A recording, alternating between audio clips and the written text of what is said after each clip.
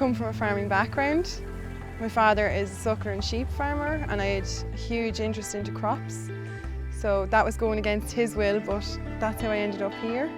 And it's a lovely job out in the outdoors.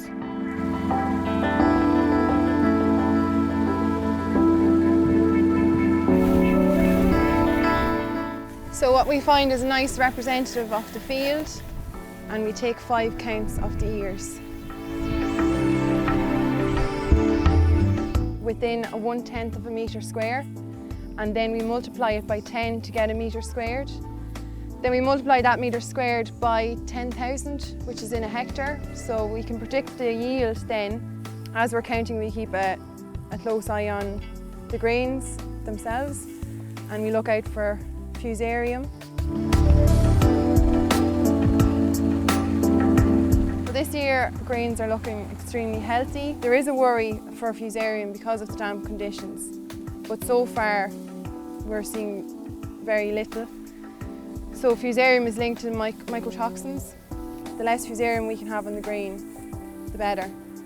And it's all just to do with weather conditions. So you can see a blind grain there, but that's not fusarium.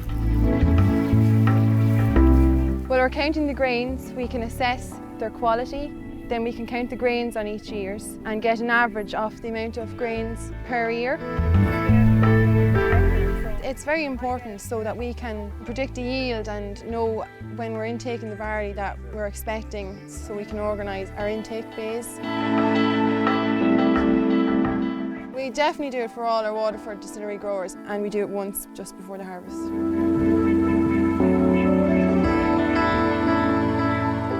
So as an agronomist, I take a lot of pride in this crop as I pass it every day on my way to work. Seeing it from emerging stage to being a full crop like this here today. Me and David discussed what variety we were going to put into each field.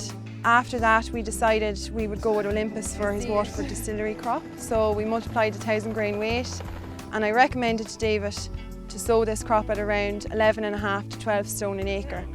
So it was up to David then to calibrate his drill to that recommendation. Fingers crossed that he'd follow my word.